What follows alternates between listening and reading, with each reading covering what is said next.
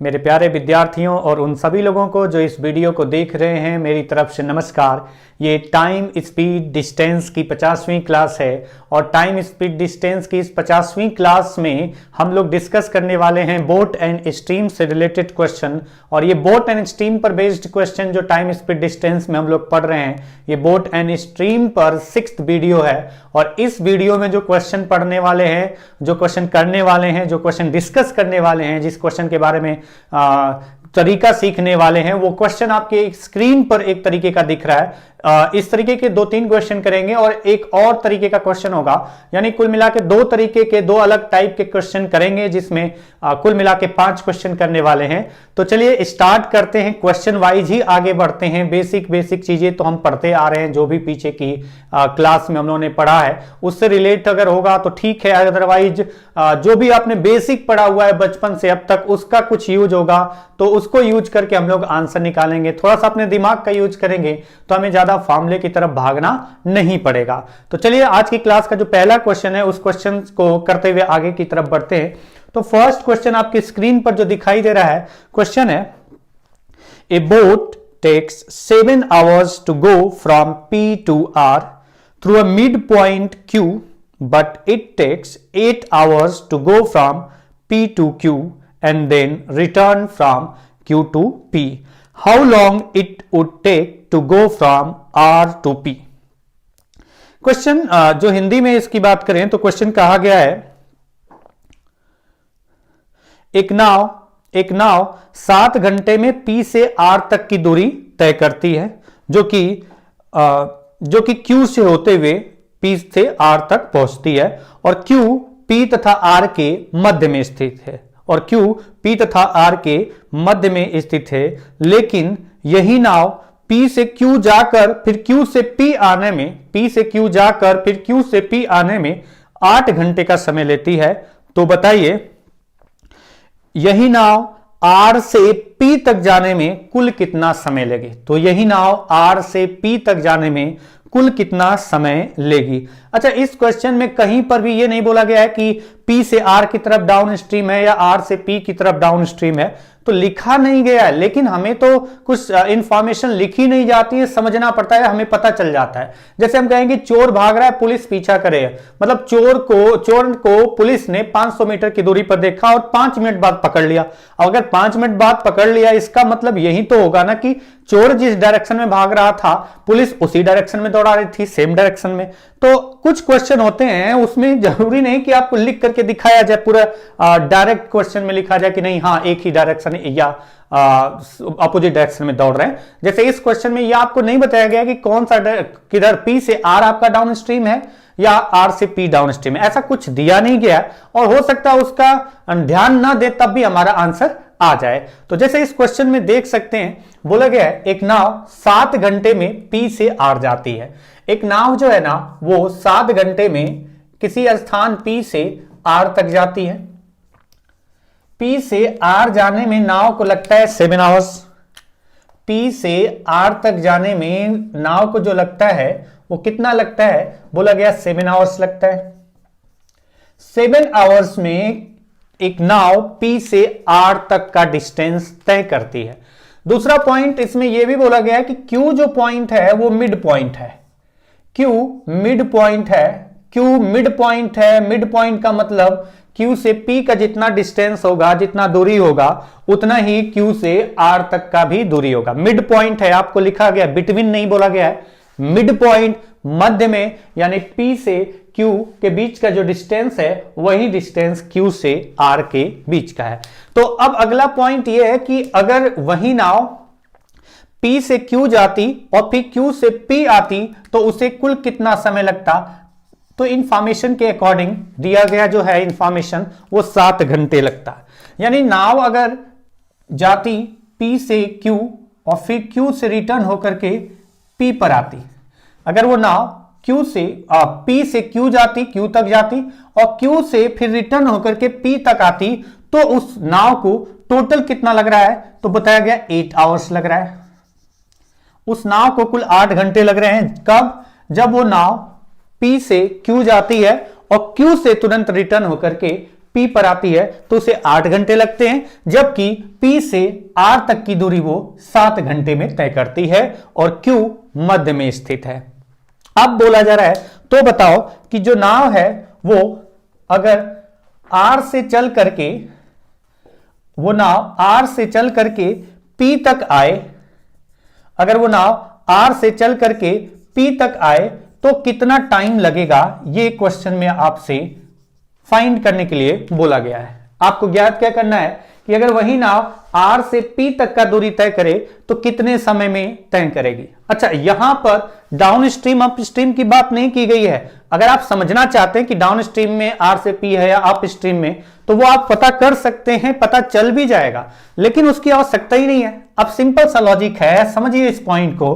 कोई formula use करने की बात नहीं कर रहे हैं हम यहां पर कर रहे हैं बेसिक कॉन्सेप्ट यूज करने की, बेसिक अपनी समझ को यूज करते हुए इस क्वेश्चन का आंसर निकालने की बात कर रहे हैं। आप देख सकते हैं Q मिड पॉइंट है, ये P से R तक का डिस्टेंस 7 घंटे में तय करती है। अच्छा, सेम डायरेक्शन में जा रही है। अगर वो डाउन स्ट्रीम में जा रही होगी तो P से R पूरा डाउन स्ट्रीम में गई है, यानी स्पीड आपका स्ट्रीम पर तो कोई इफेक्ट नहीं पड़ेगा ना। मतलब स्ट्रीम अगर वो डाउन स्ट्रीम में जा रही है तो डाउन स्ट्रीम की जो स्पीड होगी उसी स्पीड से 7 घंटे चलिए। अगर अप स्ट्रीम में जा रही होगी तो उसी अप स्ट्रीम की स्पीड से 7 घंटे चलिए। अब आपको एक बेसिक पॉइंट समझना है कि P से R तक का डिस्टेंस जो कवर किया गया है वो तो उस केस में उसकी स्पीड पूरे जर्नी के दौरान P से R तक जाने में सेम स्पीड रही होगी। अगर 7 घंटे में टोटल डिस्टेंस कवर किया है, Q मिड पॉइंट है, अगर Q मिड पॉइंट है इसका मतलब 7 घंटा टोटल है और Q मिड पॉइंट है तो आधा डिस्टेंस इधर है, आधा डिस्टेंस इधर है, दोनों तरफ हाफ हाफ डिस्टेंस है, यानी टोटल 7 आवर्स में हम कह सकते हैं 3.5 आवर्स इधर लगा होगा और 3.5 आवर्स इधर लगा होगा। यानी Q से R का डिस्टेंस 3.5 आवर्स में कवर किया होगा और P से Q तक का डिस्टेंस भी 3.5 आवर्स में कवर किया होगा। कब? जब वो P से R की तरफ जा रही है। पॉइंट ध्यान रखना, P से R की तरफ जाएगी तो वो P से Q तक का डिस्टेंस 3.5 आवर्स में। हम ये नहीं कह सकते कि Q से P आएगी तब भी 3.5 आवर्स, क्योंकि डायरेक्शन देखिए, इधर जा रही है तो पता नहीं डाउन स्ट्रीम, अगर इधर जाने पर डाउन स्ट्रीम होगी तो इधर अप स्ट्रीम होगी, और अगर इधर जाने पर अप स्ट्रीम होगी तो इधर डाउन स्ट्रीम होगी। ये आपका अलग अलग टाइम आएगा सेम डिस्टेंस के लिए। अगर ये इधर डिस्टेंस कवर करती है और ये डिस्टेंस कवर करती है तो इधर P से R और ये R से P की तरफ जा रही है, तो इन दोनों के लिए जो टाइम लगेगा, डिस्टेंस सेम है लेकिन टाइम जो लगेगा वो अलग अलग लगेगा, क्योंकि कोई एक अप स्ट्रीम में होगा, दूसरा डाउन स्ट्रीम में होगा। अच्छा, अगर ये P से R की तरफ, मतलब अगर डाउन स्ट्रीम होगा तो यहां भी डाउन स्ट्रीम है, तो अगर P से Q तक 3.5 आवर्स लगा है तो यहां पर भी कितना लगा होगा? तो हम कह सकते हैं P से Q तक जाने में, जाते वक्त P से Q तक उसको कितना लगा होगा? 3.5 आवर्स। P से Q तक जाते वक्त उसे कितना टाइम लगा होगा? तो 3.5 आवर्स। इधर आगे और जाता तो 3.5 आवर्स और लगता, और टोटल बताया गया P से Q जाकर के फिर Q से P आने में टोटल 8 घंटे लगे। P से Q गई है, फिर Q से P आई है वो नाव, तो टोटल 8 घंटे लगे हैं। अगर 8 घंटे में से 3.5 P से Q जाने का था तो Q से P आने का कितना था? तो 8 माइनस 3.5, 8 माइनस 3.5 यानी कितना आने का लगा होगा? 4.5 आवर्स। तो हम कह सकते हैं यहां पर कि Q से P आने में कितना लगा? 4.5 आवर्स। तो हम ये भी तो कह सकते हैं कि अगर Q से P आने में 4.5 आवर्स लगा, मैं कहता हूं, वैसे आपको कंफर्म हो गया कि जाते वक्त 3.5 आवर्स, आते वक्त 4.5 आवर्स। टाइम हमेशा सेम डिस्टेंस अगर कवर करना है तो टाइम हमेशा कम किस में लगता है? अप स्ट्रीम में या डाउन स्ट्रीम में? तो डाउन स्ट्रीम में। और अप स्ट्रीम में हमेशा सेम डिस्टेंस कवर करने में डाउन स्ट्रीम के कंपेयर में ज्यादा लगता है। यानी कि अप स्ट्रीम आते वक्त है, डाउन स्ट्रीम जाते वक्त है। इसका कोई मतलब नहीं है, यहां पर कोई लॉजिक यूज करने की जरूरत नहीं है। बस इतना समझना है कि एक तरफ डाउन स्ट्रीम होगा तो एक तरफ अप स्ट्रीम। अब आप यहां से समझ सकते हैं कि जब Q से P आने में 4.5 घंटे लगते हैं, तो मैं कह सकता हूं R से Q आने में भी 4.5 आवर्स ही लगे होंगे, क्योंकि डायरेक्शन सेम है। अगर ये अप स्ट्रीम है तो ये भी अप स्ट्रीम होगा, और सेम डिस्टेंस अगर है आपका, देख सकते हैं Q से R का डिस्टेंस वही है जो कि P से Q का। तो अगर इसे 4.5 घंटे में कवर किया गया तो इसे भी 4.5 घंटे में कवर किया गया। टोटल डिस्टेंस कवर करने में कितना टाइम लगा R से P आने में? तो आंसर हो जाएगा 9 आवर्स। ये इस क्वेश्चन का आंसर है। एकदम बेसिक कॉन्सेप्ट का यूज करते हुए, बेसिक अपनी समझ का यूज करते हुए ये क्वेश्चन का आंसर आ रहा है, जो कि आंसर आ रहा है 9 आवर्स। अच्छा, अगले क्वेश्चन पे चलते हैं इस तरीके का। तो ये आपकी स्क्रीन पर दिख रहा है क्वेश्चन। अच्छा, अगर लास्ट सेंटेंस देखा जाए, इट टेक्स टू गो, ये आपका go from C to A, go from C to A, ये पॉइंट ध्यान रखना है। यहां पर C to A दिख नहीं रहा होगा। तो अगला क्वेश्चन क्या है? In a stream B lies in between A and C such that it is equidistant from both A and C. A boat can go from A to B and back in 6 hours 30 minutes, while it goes from A to C in 9 hours. How long would it take to go from C to A? Question उसी तरीके का है। A और C के मध्य में है, मतलब आपको समझ में आ गया होगा। A और C के मध्य में एक स्थान B है। एक नाव A से B जाती है, एक नाव A से B जाती है, और फिर एक नाव A से B जाती है तो एक नाव A से B जाती है और फिर B से A आती है, तो कुल 6 घंटे 30 मिनट का समय लगता है। जबकि यही नाव A से C तक कुल दूरी 9 घंटे में तय करती है। तो ज्ञात कीजिए वही नाव C से A तक जाने में कुल कितना समय लेगी। तो वही नाव C से A तक जाने में कुल कितना समय लेगी। अब ये क्वेश्चन देखिए कुछ क्या सिमिलर है, इसी तरीके का। थोड़ा सा बस समझना ध्यान से। पॉइंट आपका न्यूमेरिकल वैल्यू अलग होगा, नाम बदल गया होगा, लेकिन कॉन्सेप्ट तो वही यूज होने वाला है। तो इस क्वेश्चन के लिए भी सेम पैटर्न का क्वेश्चन है, तो सेम तरीका अप्लाई करना है, यानी सेम तरीके से सोचना है। और इस बार मैं डाउन स्ट्रीम अप स्ट्रीम ज्यादा इधर उधर करूंगा नहीं, सीधा क्वेश्चन पाइए। क्वेश्चन ये है कि ए और सी के मध्य में, ए और सी के बीच में कौन है? ए और सी है यहां पर, पी और आर नहीं है। ए और सी के बीच में क्या है? बी प्लेस स्थित है। ए और सी के बीच में एक प्लेस बी है, और एक नाव जो है वो ए से बी तक जाती है और फिर बी से ए तक आती है 6 घंटे 30 मिनट में। अगर नाव ए से बी तक जा करके फिर बी से ए तक आती है, और कुल टाइम कितना लगता है ए से बी तक जाने और फिर बी से ए तक आने में, उस नाव को कुल कितना समय लगता है?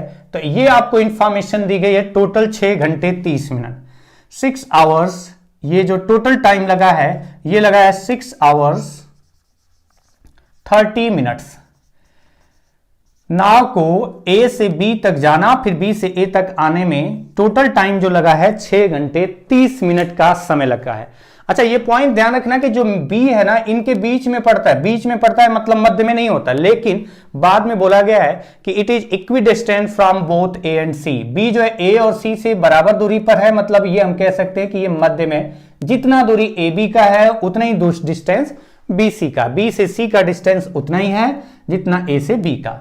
अच्छा, इसमें अगला पॉइंट है while it goes from A to C, जबकि वही नाव ए से सी तक जाने में टोटल टाइम जो लेती है वो कितना लेती है? 9 आवर्स।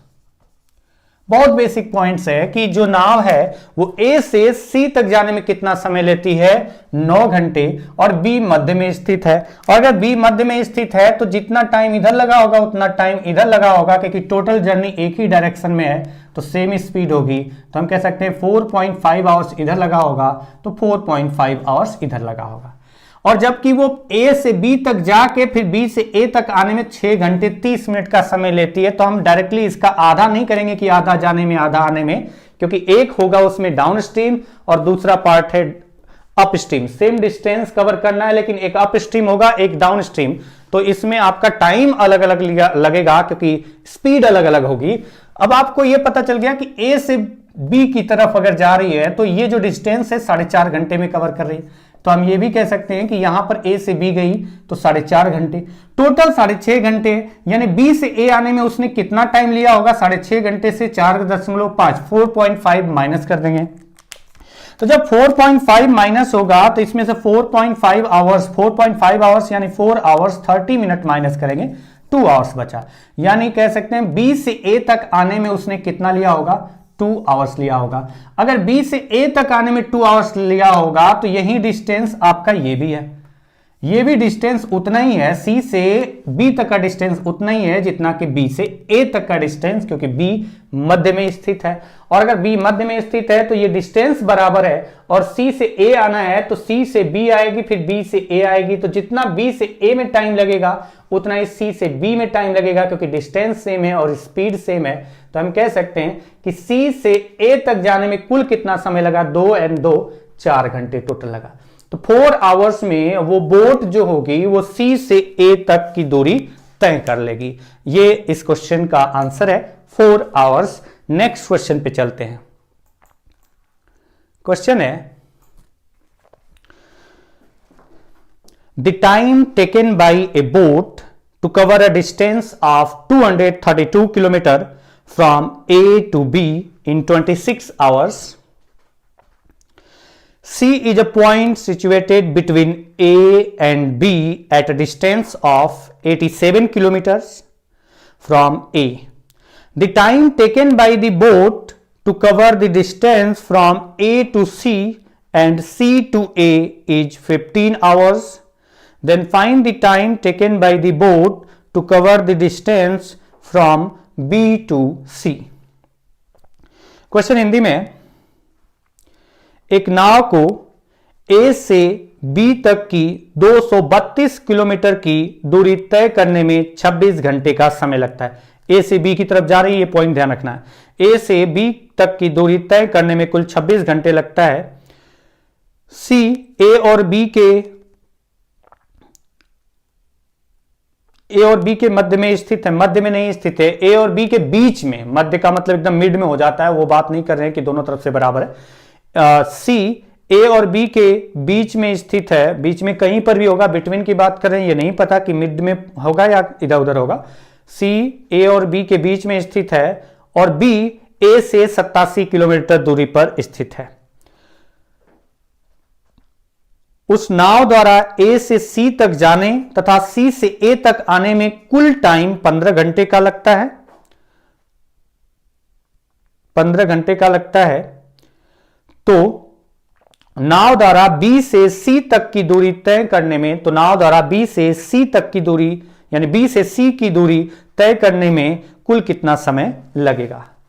अच्छा, ये क्वेश्चन ऐसा है ना कि इसमें आपका मिड पॉइंट होता तो 1:1 यानी बराबर बराबर कर दे रहे थे, थोड़ी वैल्यू अलग तरीके से दिख रही है, तो रेशियो का यूज तो करेंगे डिस्टेंस के पार्ट पर, और किस तरीके से करेंगे और क्या आंसर निकलेगा किस तरीके से। अच्छा, इसके लिए भी आपको एक पॉइंट और क्लियर होना चाहिए। यूनिटरी मेथड अगर बचपन से पढ़ते आए हैं, अगर आपको याद होगा, तो यूनिटरी मेथड का यूज अच्छे से करने आना चाहिए। ये नहीं कि पूरा बचपन वाला कहानी ही उठा करके स्टार्ट हो जाए, बचपन वाला कहानी स्टार्ट हो जाए उठा करके, मतलब कि 5 किलोमीटर जाने के लिए 2 आवर्स लगता है, तो 8 किलोमीटर जाने के लिए कितना, तो 5 के लिए 2 आवर्स, देयरफॉर 1 के लिए, देयरफॉर 8 के लिए। ये पेज भर करके नहीं दिखाना है, ये बचपन में सिखाया जाता था एक एक स्टेप, तो वह अलग केस है। तो यूनिटरी मेथड का यूज करेंगे ना, तो आपको छोटा सा पॉइंट जो भी आपको क्लियर होगा तो उस तरीके से आप डायरेक्टली कर सकते हैं। ये पूरा लिखना नहीं है, इसका लास्ट स्टेप डायरेक्टली जा सकते हैं और डायरेक्टली जाकर के आप लास्ट स्टेप को सॉल्व कर सकते हैं। लिख करके दिखाना नहीं होता, वो आपका ऑप्शन होता है, और ऑप्शन में से कौन सा ऑप्शन होगा सही, आप चाहे नकल मार के लिखें या तुक्का मारें, अगर आपका ऑप्शन सही वाला टिक हुआ है तो आंसर मिलेगा, अदरवाइज आप किसी भी तरीके से करिए, आपका आंसर नहीं मैच किया, ऑप्शन नहीं मैच किया, तो आप कितना भी सॉल्यूशन बड़ा कर लीजिए, कोई फायदा मिलने वाला नहीं है, क्योंकि यहां ऑब्जेक्टिव टाइप का क्वेश्चन आता है। तो चलिए क्वेश्चन पर बात करते हैं। ये क्वेश्चन बोला गया है कि ए से बी तक का डिस्टेंस कुल कितना है। तो ए से बी तक का टोटल डिस्टेंस दिया गया है, वो 232 किलोमीटर दिया गया है। ए से बी तक का टोटल डिस्टेंस 232 किलोमीटर दिया गया है। ए से बी का टोटल डिस्टेंस कितना है? 232 किलोमीटर। सी जो है ना वो ए और बी के बीच में कहीं पर है, और यह भी बताया गया है कि सी ए और बी के बीच में कहां पर है, तो वो ए और बी के बीच में है, लेकिन कितना दूरी पर? तो बताया गया है 87 किलोमीटर फ्रॉम ए, यानी ए और सी के बीच में डिस्टेंस कितना है? 87 किलोमीटर। ए और सी के बीच में डिस्टेंस कितना है? 87 किलोमीटर। ये भी पॉइंट आपको दे दिया गया। The time taken by the boat to cover the distance from A to C, C to A. अच्छा, जो टाइम बताया गया है कि एक जो नाव के द्वारा ए से सी तक जाकर के और फिर सी से ए तक आने में जो टाइम लगता है, वो टाइम दिया गया है कितना? 15 आवर्स, 15 घंटे समय दिया गया है। कहां से कहां तक का डिस्टेंस का? तो ए से सी तक जाकर के फिर सी से ए तक आने में टोटल टाइम लगता है 15 आवर्स। ए से सी तक जाना है, फिर सी से ए तक आना है, तो टोटल टाइम जो लग रहा है वो 15 घंटे का समय लग रहा है। इसके बाद की कहानी है। अच्छा, एक और पॉइंट आपको दिया गया था कि ए से बी तक का जो टोटल डिस्टेंस है ना, ए से बी तक का जो टोटल डिस्टेंस है वो 26 आवर्स में कवर किया जाता है। ए से बी तक का जो टोटल डिस्टेंस है वो 26 आवर्स में कवर किया जाता है। कौन से डायरेक्शन में? ये मैंने लिख दिया है। ए से बी मतलब आपको दिखाई दे रहा है, ए से चलेगा बी पहुंचेगा। ए से बी तक का जो 232 किलोमीटर डिस्टेंस है वो 26 घंटे में कवर किया जाता है, और ए से सी तक का जो डिस्टेंस है 87 किलोमीटर है, वो ए से सी जा करके फिर सी से ए आने में 15 घंटे समय लगता है। मैं फिर से रिपीट करूंगा कि 15 घंटे का मतलब ये नहीं कि 7.5 घंटे जाने में और आने में 7.5 घंटे, क्योंकि एक डायरेक्शन होगा अप स्ट्रीम तो दूसरा होगा डाउन स्ट्रीम, और स्पीड अलग अलग है तो टाइम अलग अलग आएगा सेम डिस्टेंस कवर करने में। अच्छा, यहां पर आप थोड़ा सा ध्यान रखिए कि अगर हम बात करें 87 और 232, इसमें रेशियो क्या आ रहा है? अगर आप इसमें रेशियो की बात करें, रेशियो के अकॉर्डिंग समझे, तो आपको पॉइंट क्लियर हो जाएगा कि इसमें रेशियो क्या आ रहा है। अब देखो कि इसमें रेशियो आ रहा है, अगर डिवाइड करें 29 का मल्टीपल है, 29 से कितनी बार जा रहा है, या फिर अगर 3 से डिविजिबल है तो देख लो।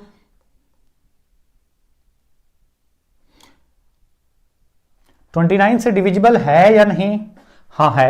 29 से 3 टाइम, एंड 29 इंटू कितना करने पर 232 आएगा? क्या 8 करने पर आएगा? हाँ, 8 करने पर आएगा, यानी 3/8।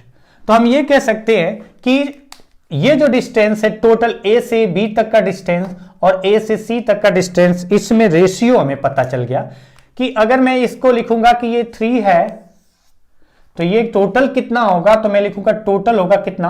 8। 8 चलने में कितना लगता है? 26 घंटे। थोड़ा सा पॉइंट है, ध्यान रखना इस पॉइंट को, कि अगर मैं इस रेशियो के अकॉर्डिंग देखूं कि अगर ये 3 होगा, 87 है तो टोटल 232 है। अगर ये पार्ट 3 है तो टोटल पार्ट कितना होगा? रेशियो के अकॉर्डिंग देख सकते हैं कि 8 होगा। अब यहां पर देखिए कि टोटल 8 कवर करने के लिए, टोटल 8 कवर करने के लिए 26 लगता है। अगर 8 कवर करने के लिए 26 लगता है तो 1 कवर करने के लिए कितना लगेगा? छोटा सा पॉइंट है, ध्यान रखना। 1 कवर करने के लिए कितना लगेगा? तो आप यही तो लिखेंगे 26/8, यानी कितना लगेगा? 1 कवर करने के लिए लगेगा 1 कवर करने के लिए लगेगा 13/4। 2 से डिवाइड हो रहा है। ये मैं एक एक स्टेप करके दिखा रहा हूं। यूनिटरी मेथड याद होगा तो आप सीधा लिखेंगे कि टोटल 26 आवर्स लगता है 8 कवर करने के लिए। 8 कवर करने के लिए 26 घंटे लगता है, तो 3 कवर करने के लिए कितना लगेगा? तो आप डायरेक्टली लिख सकते थे कि 26 घंटे में 8 कवर किया जाता है तो 3 कितने में कवर किया जाएगा। ये आप डायरेक्टली इस तरीके से लिख सकते हैं और लिखना चाहिए आपको। लेकिन मैं फिर भी लिख रहा हूं कि 8 कवर करने के लिए 26 घंटे लगते हैं इस डायरेक्शन में, ए से बी की तरफ की डायरेक्शन में 8 यूनिट डिस्टेंस कवर करने के लिए 26 घंटे लगते हैं, तो 1 यूनिट कवर करने के लिए 13/4 आवर्स लगेंगे। और अगर 1 यूनिट कवर करने के लिए 13/4 आवर्स लगेंगे, तो ये 3 यूनिट अगर इसी डायरेक्शन में कवर करना है तो कितना लगा होगा, तो हम लिख सकते हैं 39/4 आवर्स लगा होगा। 39/4 आवर्स लगा होगा। कितना यूनिट कवर करने में, तो वो 3 यूनिट। ये डिस्टेंस इस डायरेक्शन में कवर करने में 39/4 आवर्स लगा होगा। तो अब आप यहां पर ये कह सकते हैं कि ये जो डिस्टेंस है आते वक्त यही 3 यूनिट कवर करने में उसे कितना समय लगा होगा। तो इस 3 यूनिट को कवर करने के लिए उसे टाइम जो लगा होगा, इस 3 यूनिट को कवर करने के लिए उसे जो टाइम लगा होगा वो कितना लगा होगा, तो हम कह सकते हैं कुछ इस तरीके से कि 15 माइनस 39/4, 15 - 39/4 जो कि आपका कितना रिजल्ट आ रहा है, 15 4 जा 60 - 39 यानी 21/4 आवर्स। यहां से आपका आ गया कि इस 3 यूनिट को सी से ए की तरफ कवर करने में 21/4 आवर्स लगा होगा। तो बी से ए तक का डिस्टेंस कवर करना है, बी से ए तक का डिस्टेंस यूनिट के अकॉर्डिंग कितना है 8, और ये कवर करना है कितने के लिए, 3 यूनिट कवर करने के लिए। 3 यूनिट कवर करने के लिए अगर 21/4 आवर्स लगता है, 3 यूनिट कवर करने के लिए अगर 1/4 3 यूनिट कवर करने के लिए अगर 21/4 आवर्स लगता है, ये यूनिट की बात करें इसलिए सर्कल में इंडिकेट कर देना है कि ये एक्चुअल वैल्यू नहीं है, ये आवर्स है, और ये इक्वल का साइन भी नहीं है, ध्यान रखना। 3 यूनिट कवर करने के लिए 21/4 आवर्स लगता है, तो बताइए टोटल 8 यूनिट इसी डायरेक्शन में कवर करना हो तो कितना लगेगा। तो 8 यूनिट कवर करने के लिए डायरेक्टली मैं लिख रहा हूं, क्योंकि हमें पता है 3 यूनिट के लिए अगर 21/4 है तो 1 यूनिट के लिए कितना लगेगा, तो 21 की जगह आप क्या लिख सकते हैं, 1 के लिए 3 से डिवाइड किया यानी 7/4 आवर्स 1 यूनिट के लिए कवर करने के लिए लगेगा। तो 8 यूनिट के लिए इंटू 8 यानी हम कह सकते हैं कि 14 आवर्स टोटल टाइम लगा होगा। कहां से कहां तक का डिस्टेंस कवर करने में, बी से ए तक का डिस्टेंस अगर कवर करना है, बी से ए की तरफ चलते हुए बी से ए तक का डिस्टेंस कवर करने में उसे, सॉरी बी से सी अगर शायद इसमें दिया गया है, इसमें बी से सी पूछा गया है, बी से सी पूछा गया है तो 8 की जरूरत नहीं है, मैंने बी से ए तक का निकाला है। इस क्वेश्चन में बी से सी तक का केवल पूछा है। Find the time taken by the boat to cover the distance from B to C. B से सी तक आना है, यानी बी से सी तक आना है तो कितना आना है 5, और 5 यूनिट अगर आना है तो 8 यूनिट की वैल्यू फाइंड नहीं करेंगे हम। 3 यूनिट के लिए अगर 21/4 लगता है तो 5 यूनिट के लिए कितना लगेगा, तो 5 यूनिट के लिए जो टाइम लगेगा वो लगेगा, यहां से 3 से डिवाइड किया 7/4 इंटू 5 यानी 35/4। 35/4 को हम लिख सकते हैं, अगर मैं इसको डिवाइड करके मिनट आवर्स में कन्वर्ट करूं तो ये लिखा जा सकता है, 4 से डिवाइड करें तो 8 आवर्स, 32 बचा 3/4, 3/4 को क्या लिखेंगे, अगर आप थोड़ा सा ध्यान दें तो 3/4 इंटू 60 यानी 45 मिनट। तो हम लिख सकते हैं 8 आवर्स 45 मिनट्स में वो नाव कहां से, बी से सी तक का डिस्टेंस कवर कर लिए। 5 कैसे आया, टोटल 8 से 3 गया तो ये 5 था। तो आपका आंसर हो जाएगा इस क्वेश्चन का 8 आवर्स 45 मिनट्स, जो कि बी से सी तक का डिस्टेंस कवर करने में लगेगा। नेक्स्ट क्वेश्चन की बात करेंगे। जो नेक्स्ट क्वेश्चन है थोड़ा सा अलग तरीके का दिखेगा, इस पर दो क्वेश्चन करेंगे, इस तरीके के क्वेश्चन पर 2 क्वेश्चन करेंगे। और ये क्वेश्चन आपका क्या है, वो क्वेश्चन को ही देखते हुए चलते हैं। थोड़ा सा पिछले क्वेश्चन से डिफरेंट दिख रहा होगा। A ship 77 kilometers from shore springs a leak which admits to 2.25 tons of water in 5.5 minutes. 92 tons of water would sink it, but the pumps can throw out 12 tons of water in 1 hour. Find the average rate of sailing so that the ship may just reach the shore as it begins to sink. एक पानी की जहाज तट से 77 kilometre अंदर है, उसमें एक लीक हो जाता है जिससे प्रत्येक 5.5 मिनट में 2.25 टन पानी जहाज के अंदर भरता है, लीक से पानी भरना स्टार्ट होगा, मतलब नाव डूबने वाली, जहाज डूबने वाले, 92 टन, अगर उस जहाज में 92 टन पानी भर जाए तो वो जहाज डूब जाएगी। अगर 92 टन से कम पानी भरा है तब तक वो तैरती रहेगी, जैसे ही 92 टन उस जहाज में पानी भरेगा वो जहाज क्या होगी, डूब जाएगी। लेकिन उसमें एक पंप लगा हुआ है जो कि हर घंटे में 12 टन पानी निकाल करके बाहर कर देता है जहाज से।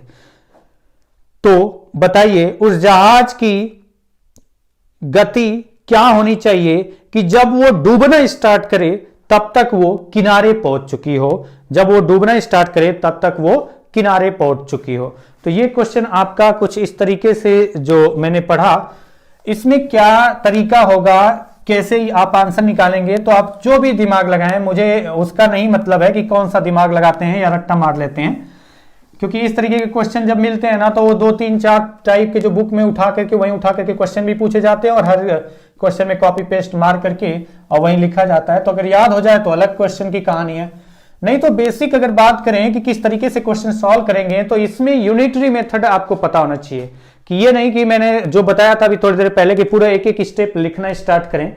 एक एक स्टेप लिखने की बात नहीं करेंगे, यहां पर थोड़ा सा आपको समझ होनी चाहिए कि किस तरीके से यूनिटरी मेथड यूज किया जाता है। अच्छा, इस क्वेश्चन में ये इंफॉर्मेशन दी गई है कि एक नाव जो है वो कितना दूरी पर है, 77 किलोमीटर दूरी पर है। नाव 77 किलोमीटर दूरी पर है, जो किनारा है उससे 77 किलोमीटर दूरी पर नाव है। और अच्छा, इसमें यह भी इंफॉर्मेशन बोली गई है कि वो नाव जो होगी उसका स्पीड कितना होना चाहिए कि वो किनारे 77 किलोमीटर दूरी पर, मान लेते हैं यहां पर सिर्फ है, और बोला गया कि वो नाव किस गति से चले, किस स्पीड से चले, नाव किस स्पीड से चले कि जब वो डूबना स्टार्ट करे तो वो कहां पर हो, यहां से किनारे से कहां पर थी वो, किनारे से कितना दूरी पर थी, 77 किलोमीटर। तो उसकी स्पीड क्या होनी चाहिए कि वो जब डूबना स्टार्ट करे तो वो कहां पहुंच जाए, किनारे पहुंच जाए, यानी कितना दूरी तय कर ले, 77 किलोमीटर। तो अब उसकी गति अगर निकालना है तो हमें ऐसा पता होना चाहिए कि टोटल 77 किलोमीटर का डिस्टेंस कितने समय में वो कवर करती है। अगर वो टाइम पता चल जाए कि कितने समय में वो 77 किलोमीटर डिस्टेंस कवर करके यहां पहुंचती है जब डूबना स्टार्ट करती है, तो आपका स्पीड आ जाएगा उस जहाज का 77 किलोमीटर चलने के लिए कितना समय लगा होगा, और कितना समय लगा होगा कि यहां डूबना स्टार्ट करे, और डूबना स्टार्ट करे मतलब कब डूबना स्टार्ट करेगी, 92 टन पानी उसमें जब भरेगा। तो अब हमें पता चल जाए कि 92 टन पानी भरने के बाद हमें पता चल गया यहां पर क्वेश्चन की दी गई इंफॉर्मेशन के अकॉर्डिंग कि जब उस जहाज में 92 टन पानी भर जाएगा तो वो जहाज डूबना स्टार्ट करेगी। और यह भी बोला गया है कि वो नाव की स्पीड क्या होनी चाहिए कि जब वो डूबना स्टार्ट करे तो वो किनारे पर पहुंच गई हो, किनारे पर पहुंच गई हो तो डूबना स्टार्ट करे, यानी किनारे पर जब पहुंचेगी तो डूबना स्टार्ट करेगी, यानी कि उस नाव में कितना टन पानी भर चुका होगा, 92 टन पानी भर चुका होगा, क्योंकि बोला गया है कि जब 92 टन पानी भर जाएगा तब डूबना स्टार्ट करेगी। और यहां पर भी आपको दिया गया है कि जहाज जब किनारे पहुंचे तब डूबना स्टार्ट करे, यानी जब किनारे पहुंचे तब तक उसमें 92 टन पानी भर जाए।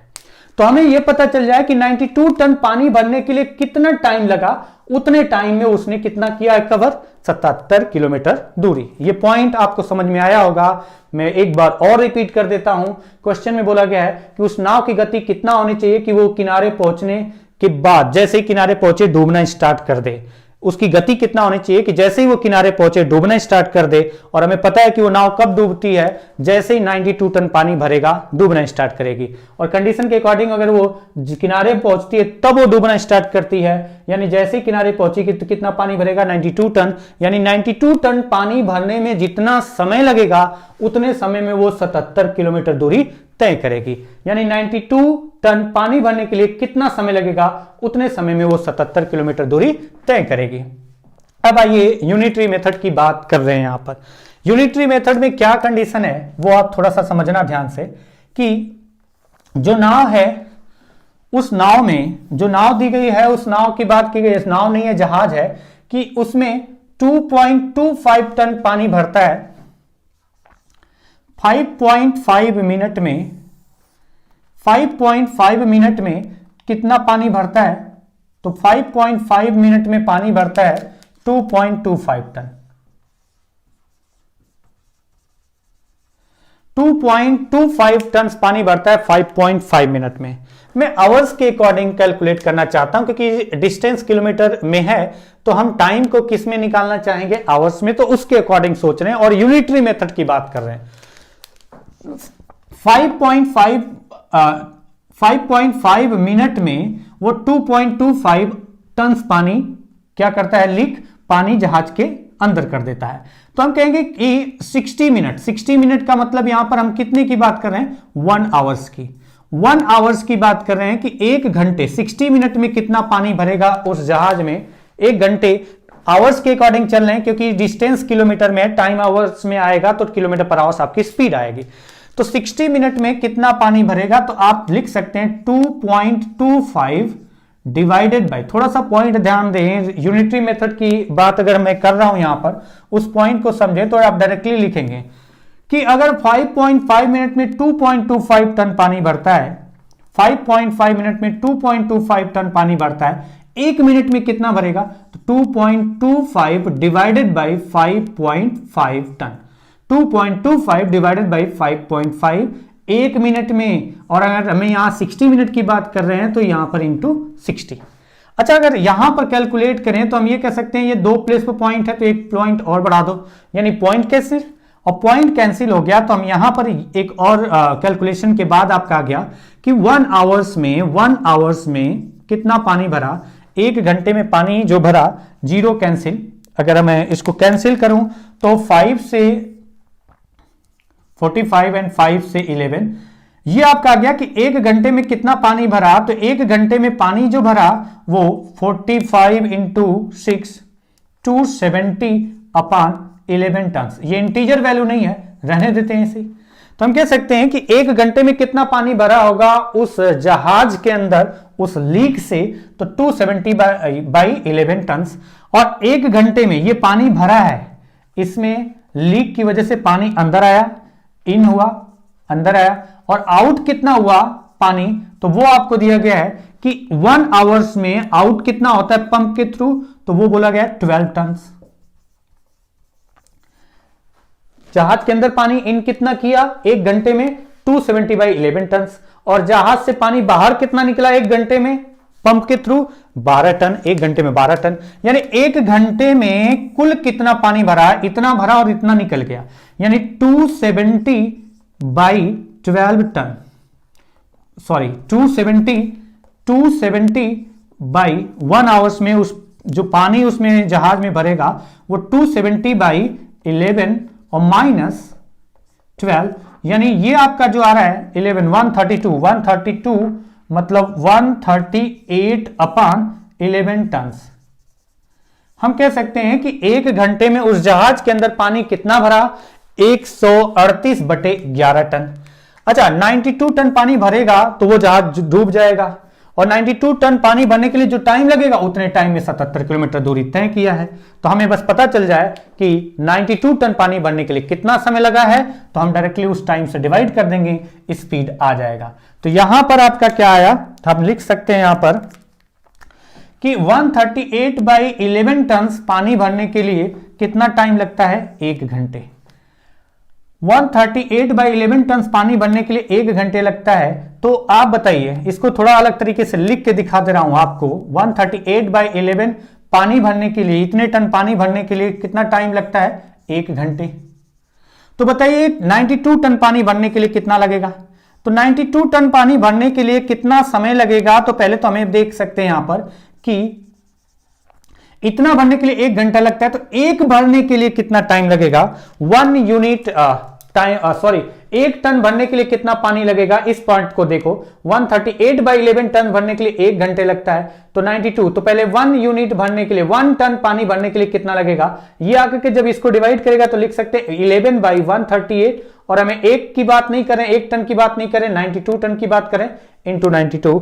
तो अब आपका ये कितना आ गया, तो आपका आ गया कितना टाइम लगा, ये आवर्स में आएगा टाइम। 46 से 2, 46 से 3, यानी गलत नहीं हूं तो 22 बाई 3 आवर्स टाइम लगेगा उस जहाज में कितना पानी भरने के लिए, 92 टन पानी भरने के लिए। यानी 92 टन पानी भरेगा तो जहाज डूब जाएगा। यानी 92 टन पानी भरने के लिए जितना टाइम लगा होगा उतने टाइम में 77 किलोमीटर डिस्टेंस तय किया है। यानी 77 किलोमीटर डिस्टेंस कितने समय में कवर किया है, 22/3 वो चला जाएगा ऊपर, यानी 11/7 11/2 ये आपका गया 10.5 आवर्स, यानी 10 आवर्स 30 मिनट, 10 घंटे 30 मिनट। सॉरी ये तो स्पीड आई, मिनट कहां से आएगा। Distance upon time is equal to speed 10.5 kilometre per hours. में टाइम को स्पीड बताना था ना, टाइम नहीं आएगा। तो 10.5 किलोमीटर पर आवर्स उस जहाज की स्पीड होनी चाहिए, जिससे वो जैसे ही किनारे पर पहुंचेगी वैसे ही डूबना स्टार्ट कर देगी। नेक्स्ट क्वेश्चन है इसी पैटर्न पर। क्वेश्चन बस मैं एक बार पढ़ूंगा और केवल इसलिए पढ़ूंगा ताकि आपको टाइम मिल सके क्वेश्चन को पढ़ के समझने का। क्वेश्चन है, ए ship 40 kilometre from the shore springs a leak which admits 3.75 tons of water in 12 minutes. 60 tons would suffice to sink her, but the ship pumps can throw out 12 tons of water in 1 hour. Find the average rate of sailing so that she may reach the shore just as she begin to sink. अच्छा, इस question में बोला गया है कि वो जहाज कितनी दूरी पर है। तो इस क्वेश्चन में जहाज के बारे में बोला गया है कि 40 किलोमीटर दूरी पर है। पहले तो रफ हो जाए ये। जहाज जो है वो किनारे से कितनी दूरी पर है, तो जहाज किनारे से 40 किलोमीटर की दूरी पर है। और आपको इंफॉर्मेशन दी गई है कि जहाज के अंदर पानी जो भरता है वो, अच्छा इसे 40 किलोमीटर दूरी दिया गया। और दूसरा पॉइंट कि उस जहाज को डूबने के लिए कितना पानी सफिशिएंट है, 60 टन। बोला गया है कि 60 टन पानी अगर उस जहाज के अंदर घुस जाए, अंदर चला जाए, जहाज के अंदर अगर प्रवेश कर जाए, कितने टन पानी, 60 टन पानी, तो वो जहाज डूब जाएगा। और यह भी बोला गया कि उसकी स्पीड क्या होनी चाहिए कि जब वो डूबना स्टार्ट करे तब तक वो किनारे पहुंच चुकी हो, यानी 40 किलोमीटर दूरी कवर कर चुकी हो। और 40 किलोमीटर कवर कर चुकी है तो डूबना स्टार्ट करे, किनारे पहुंच चुकी हो तो डूबना स्टार्ट करे, यानी 40 किलोमीटर दूरी तय कर चुकी हो। और यह भी बोला गया है कि कब वो डूबना स्टार्ट करेगी, जब उसमें 60 टन पानी भर जाएगा। यानी कि 60 टन पानी भर जाएगा तो डूबना स्टार्ट करेगी, तो जितने समय में 60 टन पानी भरेगा उतने समय में वो किनारे पहुंच चुकी होगी, दी गई इंफॉर्मेशन के अकॉर्डिंग। तो जितने समय में 60 टन पानी भरेगा उतने समय में वो 40 किलोमीटर दूरी कवर करेगी। तो स्पीड क्या होगी, डिस्टेंस अपान जो टाइम लगेगा 60 टन पानी भरने के लिए। तो अब आइए क्वेश्चन पे जो और इंफॉर्मेशन दी गई है। अच्छा, इसमें बोला गया कि 12 मिनट में पानी कितना भरता है। 12 मिनट में उस जहाज के अंदर 3.75 टन पानी भर जाता है। 12 मिनट में 3.75 टन पानी भरता है। सिंपल सा लॉजिक, 12 मिनट में 3.75 टन पानी भरता है। और यह बोला गया है कि पानी बाहर भी निकलता है 1 घंटे में 12।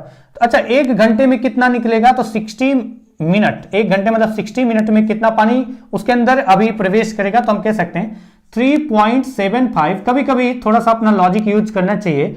12 मिनट का 5 गुना है तो डायरेक्टली 5 हम लिख सकते हैं, और इसको मल्टीप्लाई करेंगे तो कितना आ जाएगा,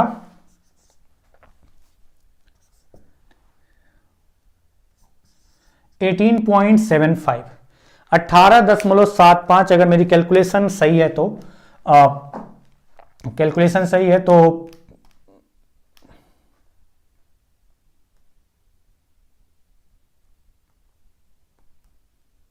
ठीक है, 18.75 गलत तो नहीं, ठीक है।